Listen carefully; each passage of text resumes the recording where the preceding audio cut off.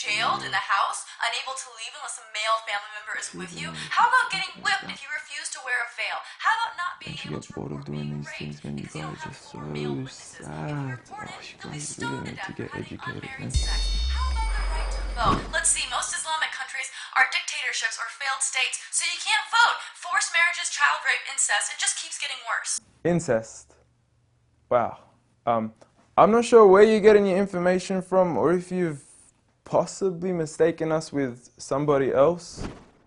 Why is incest wrong? It's not clear to me that it's wrong. Okay. It's clear to me there's an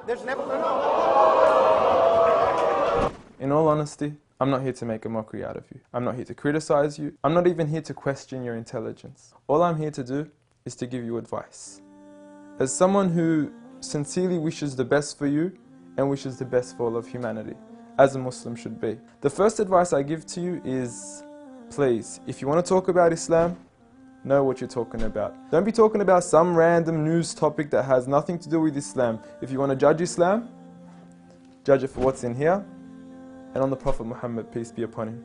Speaking of the Prophet Muhammad, peace be upon him, I noticed your failed attempt at trying to draw him. I know it's worked for many others and it's made them really, really famous before, and I'm not sure if that's what you were trying to do, but please, give it up. I honestly want you to stop wasting your time and rather spend your time wisely in trying to find out who this man is. Find out what made this man the most influential man in the world. Find out what made this man one of the greatest lawgivers, the greatest lawgiver of all time.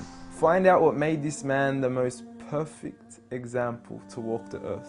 A mercy, not only to mankind, but every form of creation. This is a man who little children would run up to him because they knew how merciful he was. They knew that he would take them seriously despite their age. When he was visited by children, he would pat them on the head, while the fathers of others wouldn't even kiss their own children.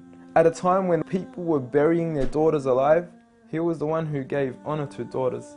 He was the one who gave honor to women. He was the one who promised paradise for the one who raised one daughter righteously. A man who would treat the poor the same way he would treat the rich. A man who would treat the black the same way he would treat the white. Muhammad, peace be upon him, was a man who his own enemies would call him the truthful and the honest.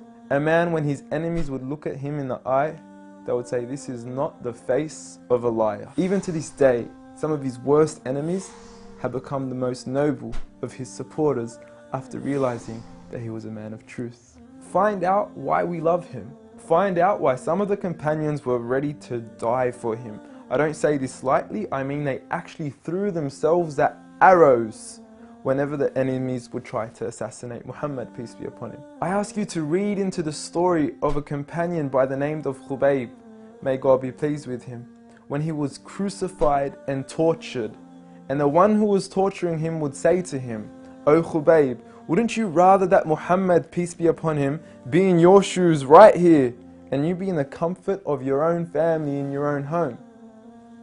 He responded by saying, I would rather be here and die than to see a thorn prick the foot of Muhammad, peace be upon him. I want you to ask yourself, why are there 1.7 billion people today all across the world that are eager to implement the way he lived to the absolute core? From the way we enter the bathroom, to the way we would govern an entire country, to the way we dress, to the way we eat, to the way we even sleep on our right side.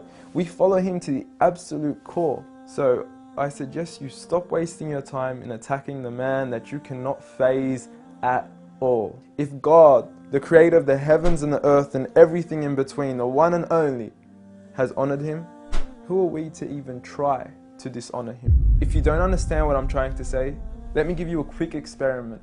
What I want you to do is to walk outside tonight. Look at the brightness of the moon and go ahead and spit at it. And see what your spit does to the moon. The same way that your spit doesn't affect the brightness of the moon. The same way that your spit doesn't even reach the moon. The same way that your spit doesn't even faze the moon, is exactly what you're doing when you even try to attempt to dishonor Muhammad, peace be upon him. And if anything, when you do try to spit at the moon, you're only harming yourself. So please, stop what you're doing, stop wasting your time, and try to find out who he really was for your own benefit. Seek my advice. We want the best for you. Peace.